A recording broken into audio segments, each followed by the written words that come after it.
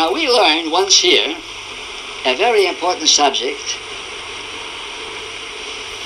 entitled Tuve de Shoma ve'odish.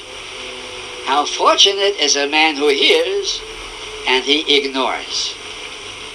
Happy is a man who hears something against him and he ignores it.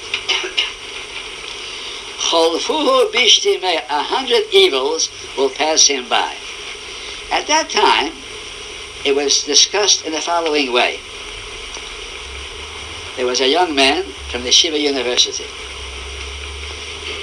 who took out some boys for a Chamisha Asa B'Shvat outing. And they came near Madison Square Garden on the outside, and there were two Gentile youths. He was 18 years old, and these were 20-year-old youths. And they began ridiculing him and the little boys who were wearing yarmulkes. And he boiled up, and he made some kind of a gesture. It was nothing but a gesture against them. So they ran towards him, and they grappled. And one of them ran to his car and took out a hammer and smashed the head of this Jewish boy and killed him.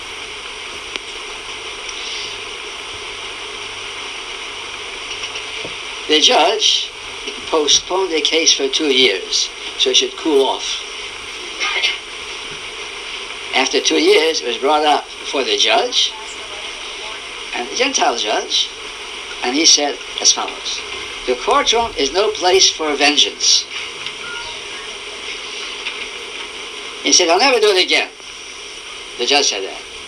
And therefore he sentenced him to 5 years probation, which means in 5 years he has to come in every month in the police station and say to the lieutenant, "Hi, Jim," and walks out. And Jim makes a mark in a notebook, that's all. And the times they won't come, Jim will mark it anyhow, because they're the same diocese, the same parish. Now, suppose that young man from Yeshiva University would have taken the trouble to take a trip down here that night, and I spoke about that years ago. It takes an hour to travel from there by subway, and he get home, let's say, from here 11:30 at night. Still, he would have heard, Tuve, how lucky you are, the Shema, you hear things with Odish, and you ignore. Ignore. What would have happened if you would have ignored it? They weren't hitting you, and you were passing by. In another minute, you'd be out of earshot. On, get smitha maybe, and get married, and have children by this time, but he never heard the lecture. It's a gemora. Tuve, how lucky you are. The shoma, if you hear something, odish, and ignore it.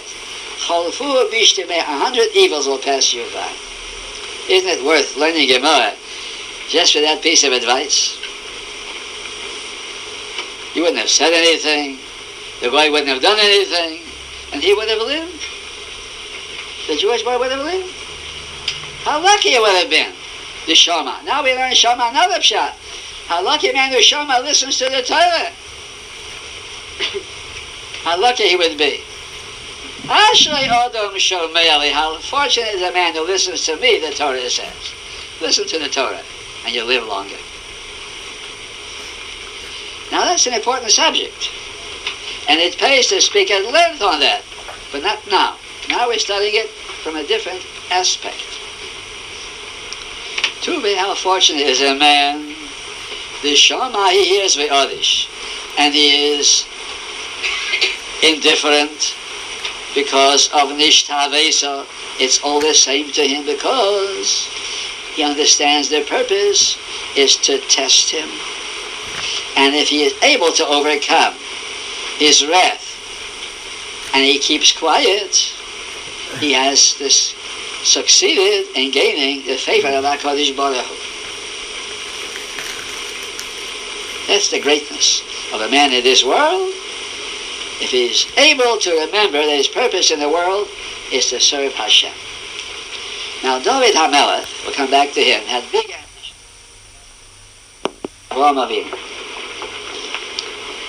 But HaKadosh Baruch Hu